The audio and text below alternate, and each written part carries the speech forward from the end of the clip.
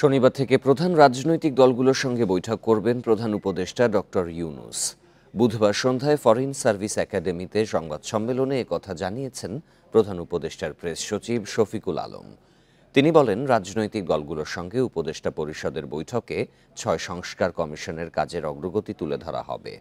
পাশাপাশি আইনশৃঙ্খলা পরিস্থিতি নিয়েও আলোচনা হবে। আগামী ২-৩ দিনের মধ্যে ৬টি কমিশন পূর্ণাঙ্গ রূপ পাবে বলেও জানান প্রেস সচিব।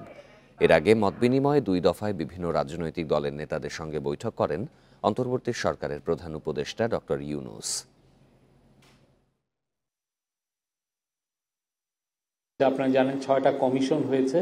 এটার কাজের অগ্রগতি সম্পর্কে অবহিত করা হবে তাদেরকে, এবং দেশের আইন শৃঙ্খলা বিষয়েও তাদের সাথে কথা হবে এবং পরে তাদের পরামর্শ নেওয়া হবে। ২ থেকে ৩ দিনের মধ্যে আমরা আশা করছি যে কমিশনগুলো ফর্ম হবে।